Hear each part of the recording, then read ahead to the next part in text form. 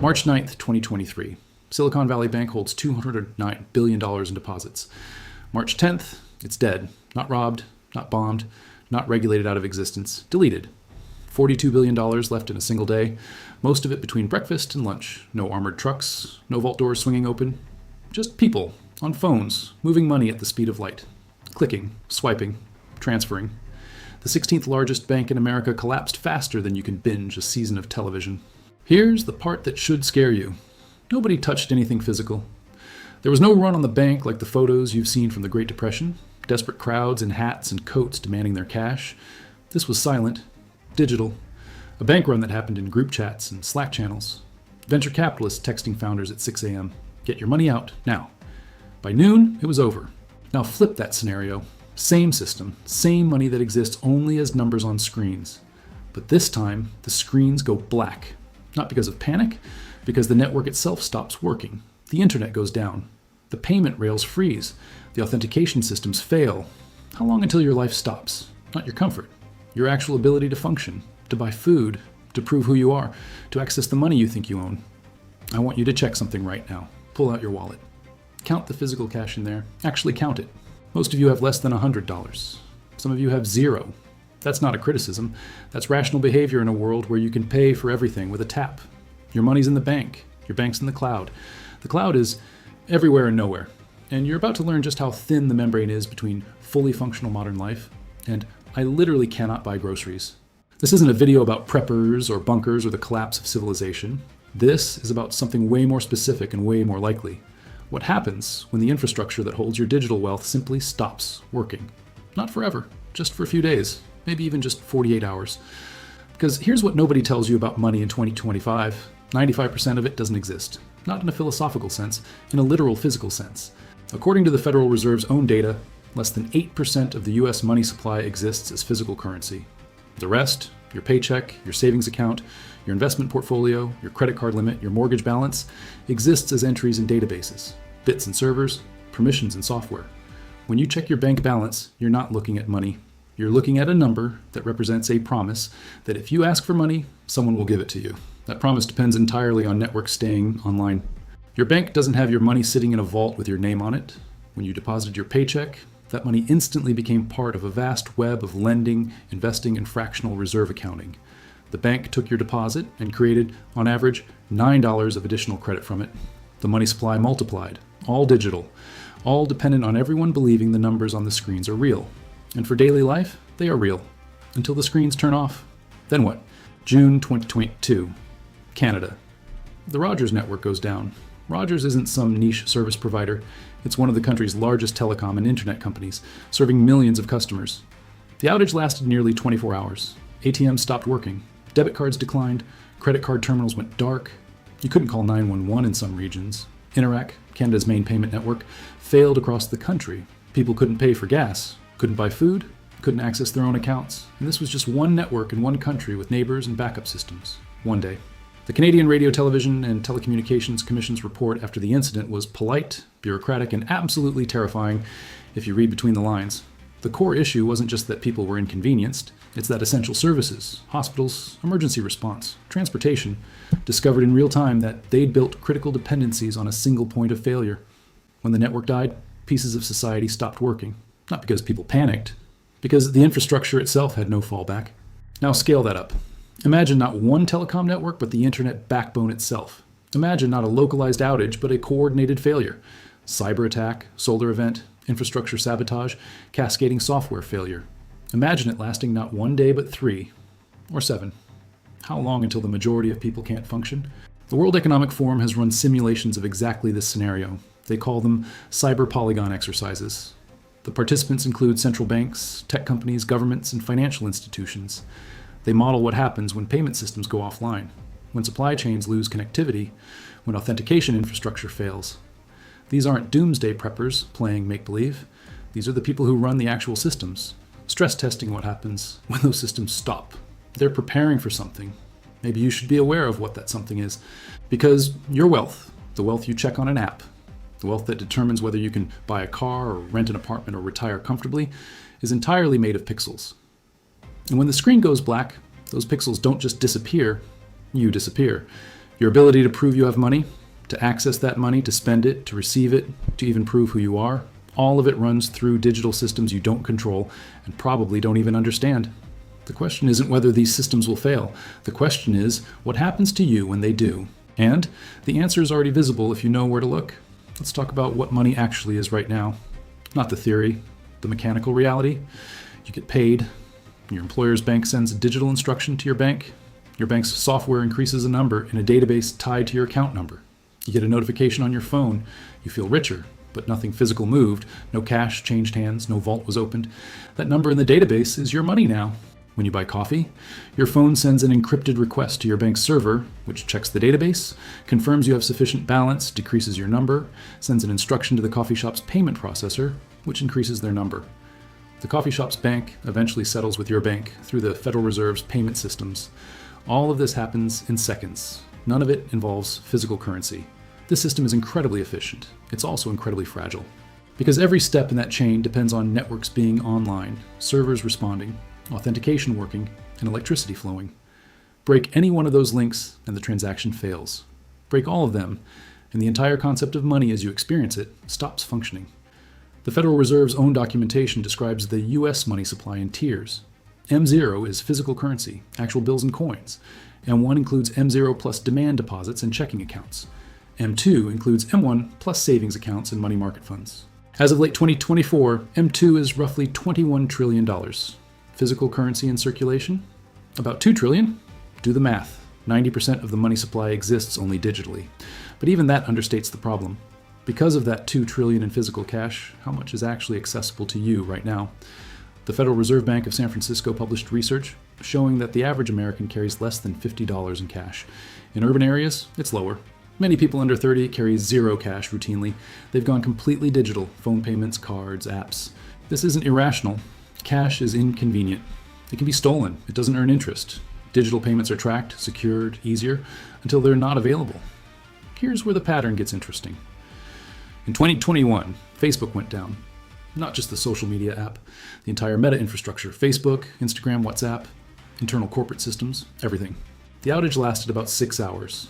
During that time, Meta employees couldn't get into their own buildings. Their digital access badges stopped working because the badges authenticated through the same network that was down.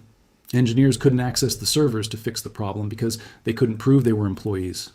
The authentication system authenticated itself. It was a digital Ouroboros. The system ate itself. Meta's own postmortem described engineers having to physically break into server rooms with angle grinders because the digital locks wouldn't open. 6 hours, one company. And it nearly broke their ability to fix the problem. Now apply that to your life. Your bank card is a piece of plastic with a chip. The chip holds an encrypted key. When you tap it on a terminal, the terminal reads the key, sends it to a payment processor which contacts your bank, which checks your balance, which sends an approval back down the chain. If any part of that chain is offline, the card is worthless plastic.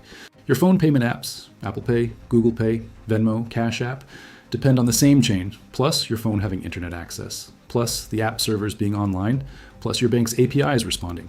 More dependencies, more points of failure. Your ability to access money is completely mediated by technology.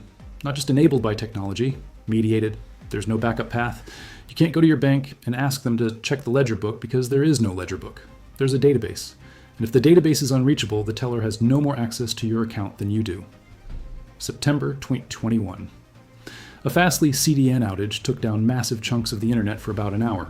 Amazon, Spotify, Reddit, CNN, the New York Times, PayPal, the UK government website, offline.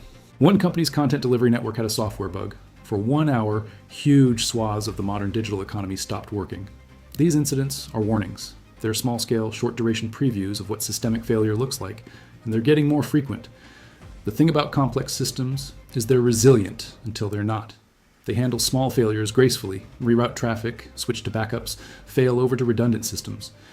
But there's a threshold where failures cascade, where the backup systems are overwhelmed, where the redundancy was theoretical. The financial system has redundancy built in, multiple data centers, backup power, geographic distribution. But all of that redundancy depends on the same underlying infrastructure. The internet, the power grid, satellite networks, fiber, optic cables. There are single points of failure hidden in the apparent diversity. The Society for Worldwide Interbank Financial Telecommunication, SWIFT, handles the majority of international financial messages. When you wire money internationally, it routes through SWIFT. If SWIFT goes offline, international banking grinds to a halt. SWIFT has backups, redundant systems, security measures. It's also been hacked. In 2016, the Bangladesh bank heist used stolen SWIFT credentials to steal $81 million. The system worked exactly as designed. It just worked for the wrong people. And in 2022, as part of sanctions against Russia, Western nations cut Russian banks off from SWIFT, turned it off like a switch, the financial nuclear option. That ability to simply disconnect entire nations from the global financial system demonstrates both the power and the centralization of these networks. You are downstream of all of this. Your ability to pay your rent depends on systems that can be switched off by geopolitical decisions, cyber attacks, or technical failures. Let's bring it back to the ground level. Imagine it's a Tuesday. You wake up. Your phone won't connect to the internet. You figure it's your Wi-Fi. You switch to cellular. No signal. Weird, but okay, you'll check it later. You get ready for work. You're running late, so you skip breakfast. You'll grab something on the way. You get in your car. You're low on gas. You pull into a station. You tap your card. Declined. You try again. Declined. You pull out your phone to check your account. No connection. The person behind the counter looks hassled. Systems are down. Cash only. You check your wallet. $12. You put $10 of gas in the tank. Not enough to get to work and back, but enough to get to work. You get to your office. Half the staff isn't there. The ones who tell you the badge readers aren't working. The building manager is manually letting people in, checking IDs against a printed list. You get to your desk. No internet. Email down. Internal systems offline. Your boss comes by. We can't process payroll today. Systems are down. We'll fix it as soon as we can. Today was payday. You pull out your phone to text your partner. Still no signal. By lunch, you're hungry. The cafeteria is cash only. You have $2 left. This isn't a hypothetical. This is the sequence of failures that happens when digital infrastructure stops working, and every step makes the next step harder. You can't pay for things because payment systems are down. You can't check if you have money because banking apps are down.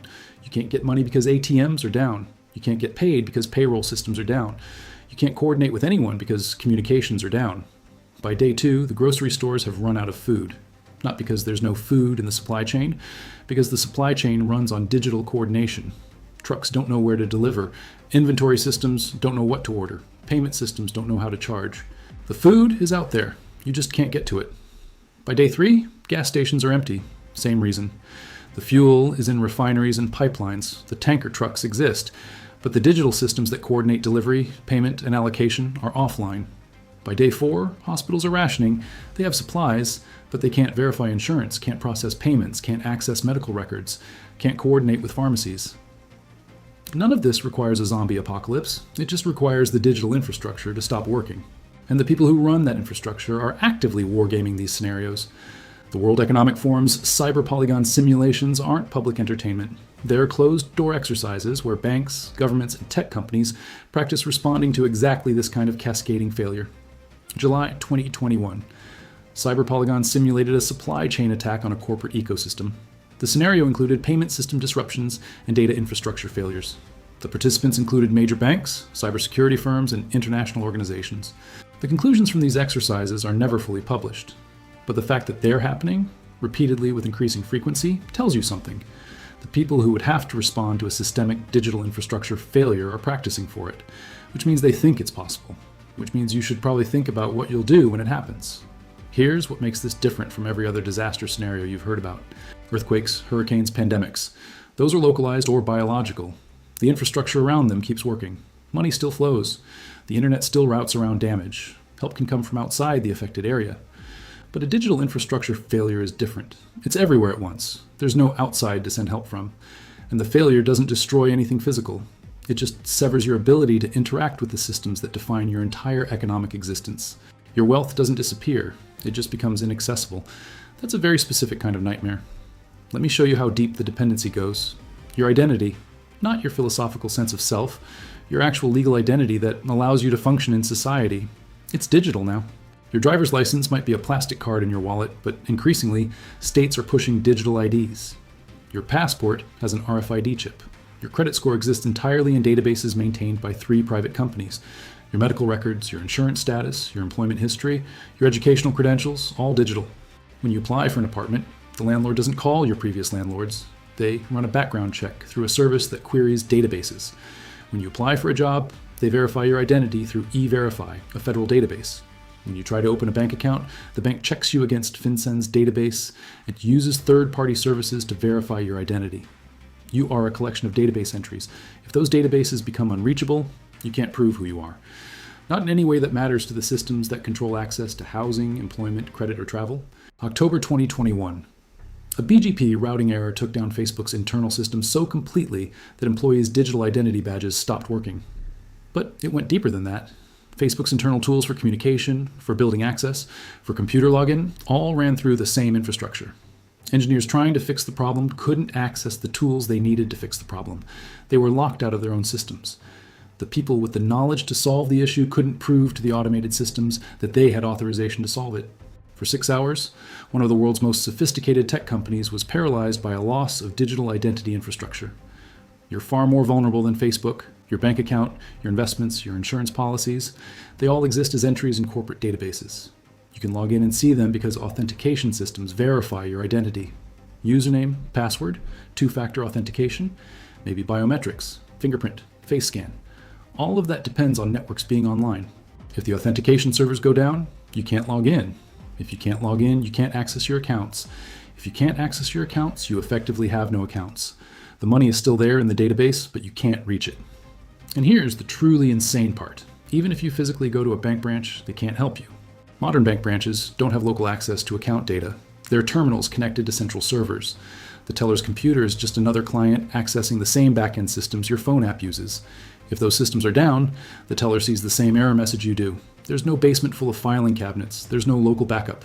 The data exists in data centers, distributed across multiple geographic locations for redundancy, which is great for preventing localized disasters, terrible for preventing systemic failures. Now let's talk about what you can actually do with physical cash in a modern economy. February 2023, the Super Bowl. The payment systems at the stadium failed for several hours. Thousands of people couldn't buy food or drinks because the point-of-sale terminals were down. The vendors were willing to sell. The customers wanted to buy. The products were right there. But without the payment system working, no transaction could happen. Some vendors started accepting cash, but many didn't have enough change. Some didn't have any cash handling capability at all. They'd gone completely digital. Their entire business model assumed electronic payments would always work. This was a temporary glitch at a sporting event. Annoying, but not catastrophic.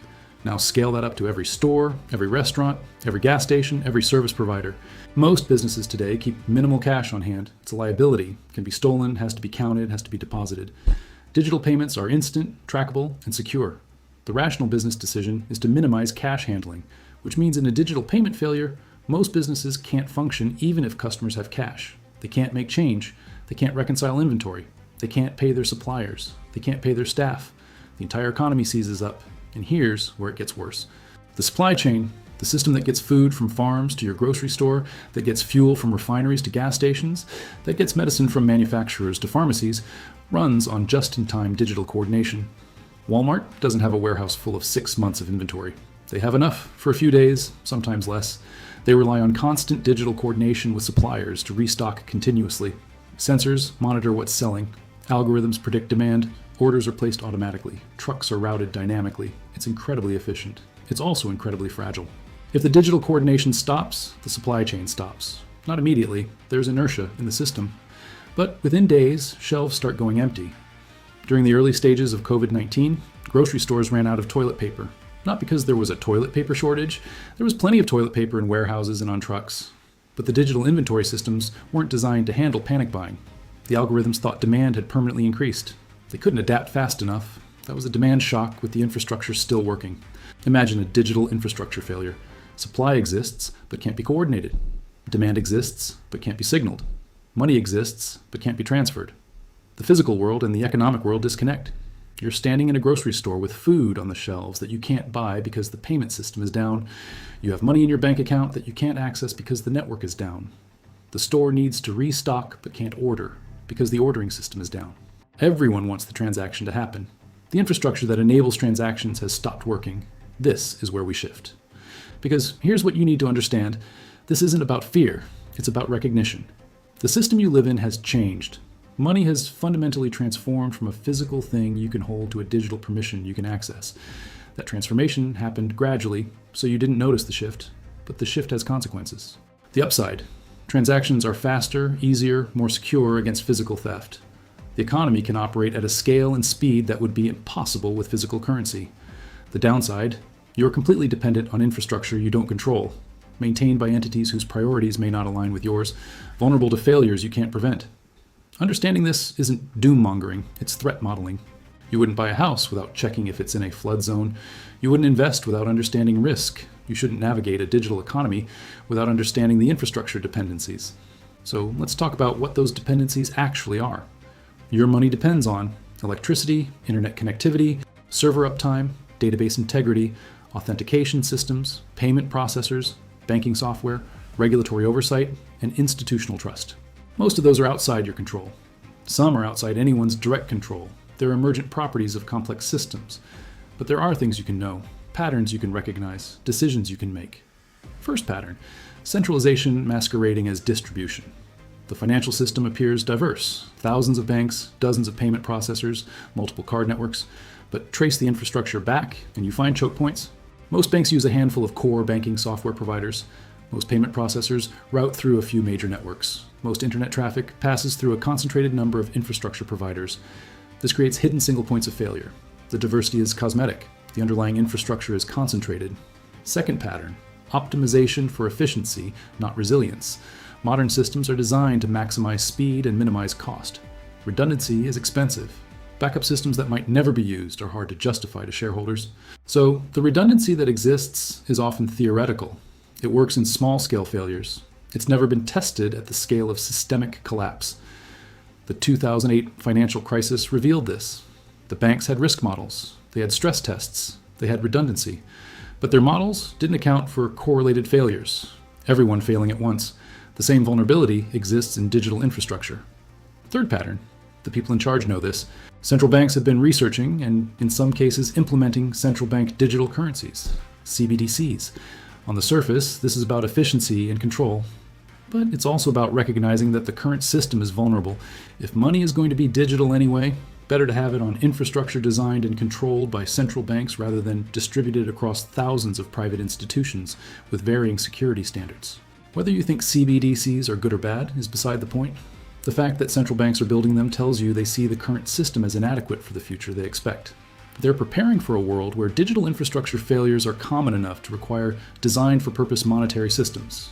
You should probably prepare too, not by building a bunker, by understanding what you actually control and what you only think you control. Let's get specific about what preparation actually means. Not panic, not paranoia, just basic awareness of dependencies and reasonable mitigation. Start with a simple exercise. Write down everything you need to do in a normal week. Grocery shopping, commuting, paying bills, working, accessing healthcare, communicating with family. Now cross out everything that requires internet connectivity or electronic payment systems. What's left? For most people, almost nothing. That's not a moral failing. That's the rational result of living in a system that made digital infrastructure incredibly convenient and reliable. You optimized your life around tools that work 99.9% of the time. But you need to understand what happens during the 0.1%. During the Rogers outage in Canada, hospitals couldn't access patient records. Ambulances couldn't communicate with dispatch. People having medical emergencies couldn't call for help. The outage lasted 19 hours. 19 hours. In a single country, with neighboring infrastructure still functioning, with people working around the clock to restore service. And it still caused chaos. One paramedic described trying to navigate to an emergency without GPS, without communication with the patient, without access to medical history. Doing medicine like it was 1985, except they'd lost the skills and systems that made 1985 medicine work. No paper maps. No radio dispatch that didn't depend on the internet. No physical medical records. The infrastructure had evolved past the point where the old backups could function. This is true across every sector. Your car probably has GPS built in. When's the last time you used a paper map? Do you even own one? If your phone dies and you're in an unfamiliar area with no network, can you navigate? Your contacts are in your phone. If your phone's dead and you need to call someone, do you know their number? Can you find a working payphone? Do payphones even exist anymore? Your photos, your documents, your calendar, your shopping list, your passwords, probably all digital, probably all cloud synced, probably all inaccessible without internet. Your life is in the cloud. The cloud is someone else's computer. Someone else's computer can go offline. Now let's talk about money specifically. If digital payment systems failed for 48 hours, here's what would happen. Hour 06, confusion. People assume it's temporary. They try different cards, different apps. They get frustrated. Some people have enough cash to get by. Most don't. Our 6-12, concern. News spreads that it's not just your bank, it's widespread. People try to withdraw cash from ATMs. ATMs are offline or out of cash. Bank branches have lines around the block. The branches can't access accounts either. Our 12-24, mild panic. Grocery stores start running out of food, not because supply chains have failed yet, but because people are panic buying with whatever cash they have. Gas stations run out of fuel for the same reason. Businesses close because they can't accept payment. Our 24-48, adaptation and breakdown. Communities with social capital start bartering or extending credit based on trust. People help neighbors. But in areas without that social fabric, things get tense. Pharmacies can't dispense medication without payment. Utilities can't verify accounts. Employers can't process payroll.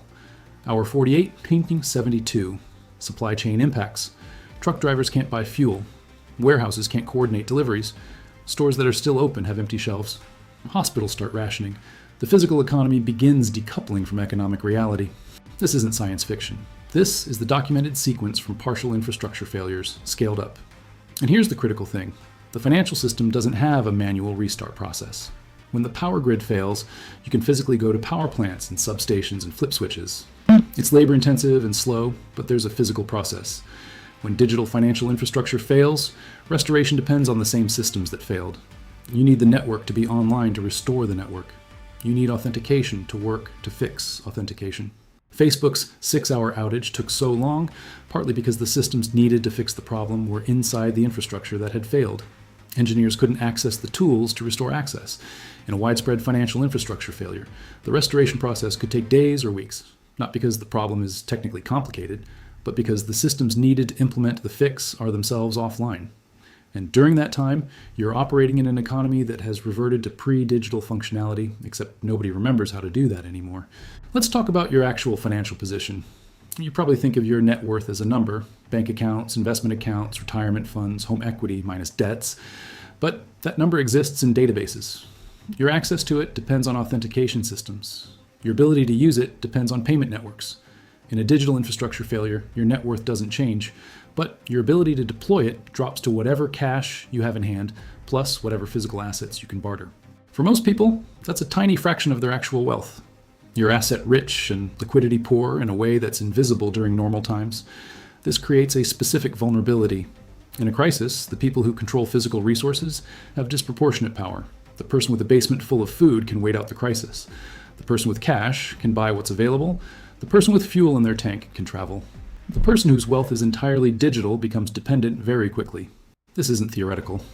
During the Great Depression, people with physical assets, land, livestock, tools, could survive through subsistence.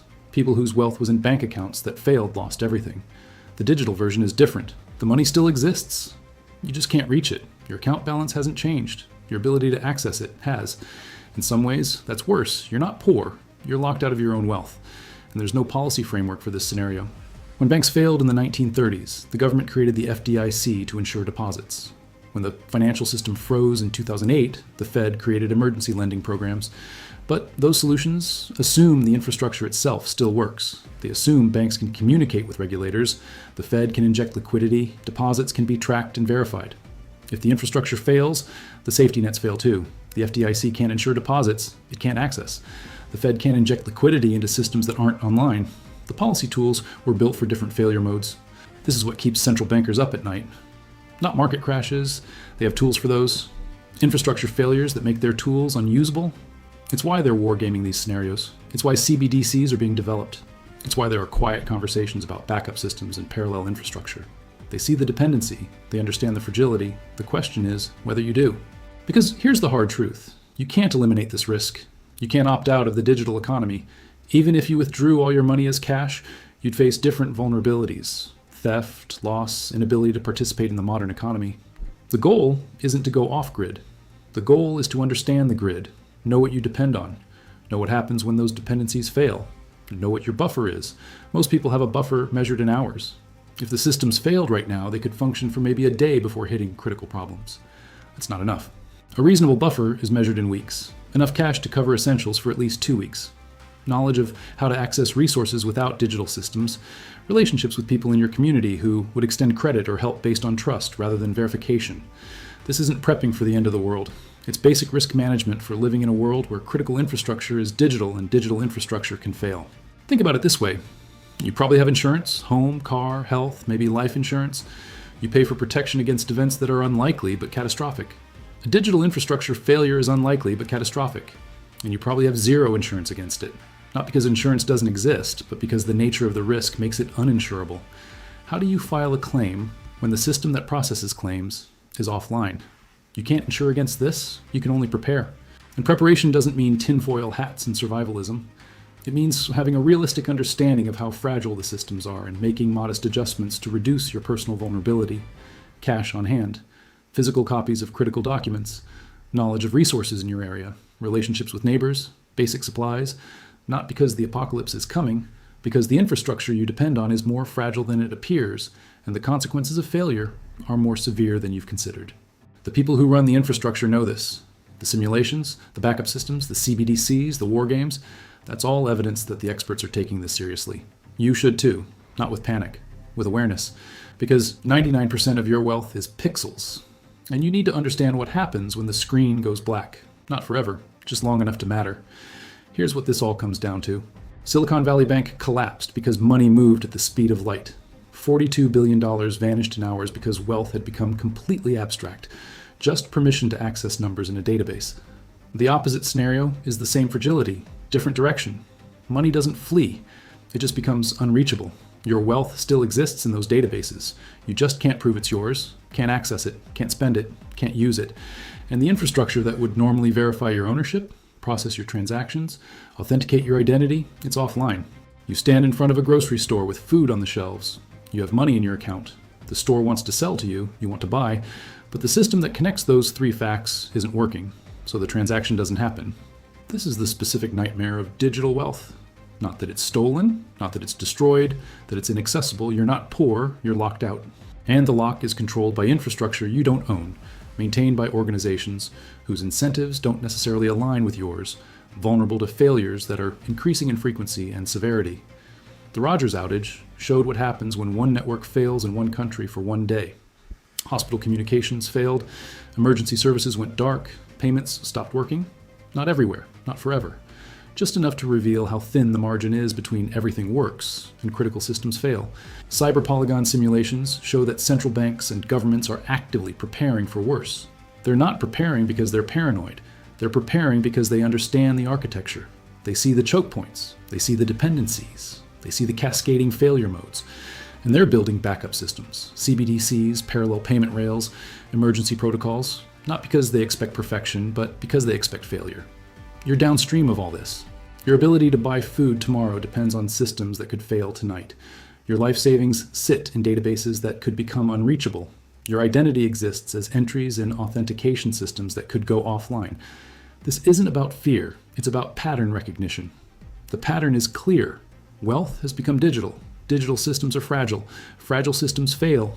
And when they fail, the people who depend on them suffer first and most. Understanding that pattern doesn't mean abandoning the digital economy.